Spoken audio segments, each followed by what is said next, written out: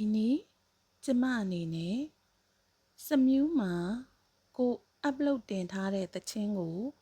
ဘယ်လိုဖြတ်မလဲဆိုတာလေးကိုပြောပြချင်ပါတယ်ပထမဦးဆုံးကျမတို့အနေနဲ့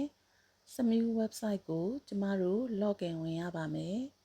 login ဝင်ဖို့အတွက်ကိုဝင်နေကြပုံစံအတိုင်း login ဝင်ပါမယ်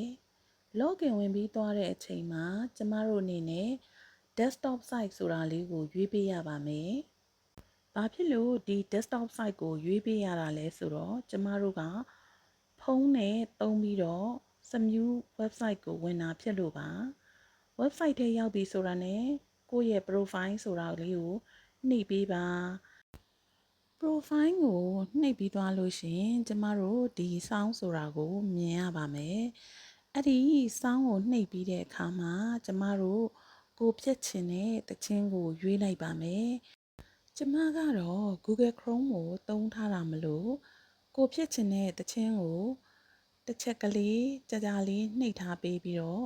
Open in New Tab ဆိုတာလေးကိုကျမတို့ဆက်ပြီးတော့နှိပ်ပေးရပါမယ်အဲ့လိုနှိပ်လိုက်တဲ့အတွက်ကြောင့်မလို့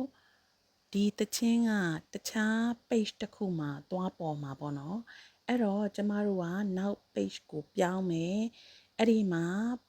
ကိုဖြတ်မဲ့ sound ရဲ့ edit button ပေါ့နော်အဲ့ဒီ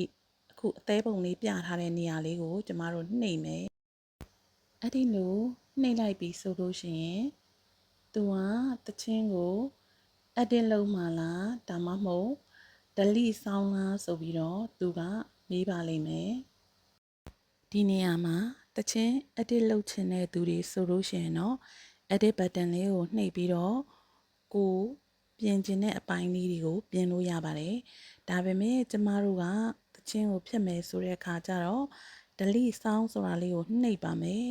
delete sound ကိုနှိပ်လိုက်ပြီးလို့ရှိရင်သူတို့က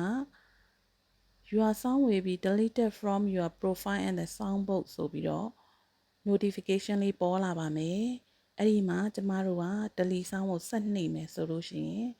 သူတို့က sound deleted ဆိုပြီးတော့နောက်ဆုံးမှာ